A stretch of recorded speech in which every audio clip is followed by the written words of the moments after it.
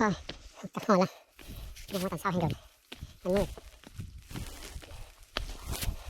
ตอนนี้ไม่เห็นทาง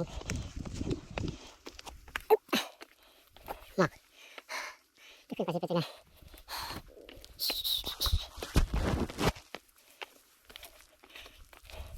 นี่แต่เสียงน้ำหมอกตกตอนนี้คือว่า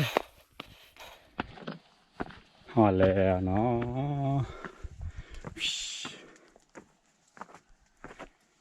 ว้าสุดยอด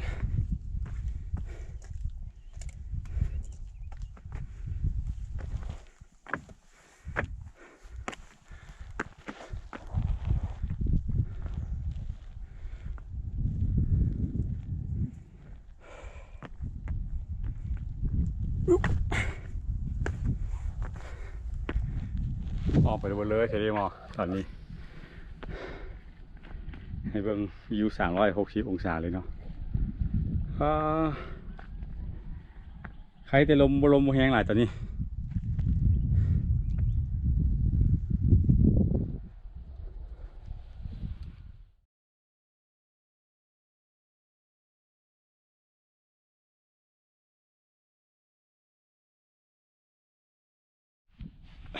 นี่ตอนเช้านี่ระวังมือมันถือหมอกขี้หินต้องได้ระวัง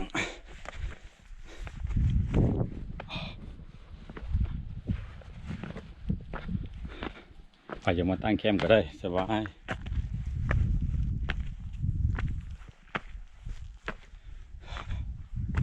นี่นะเจ้ากระตูก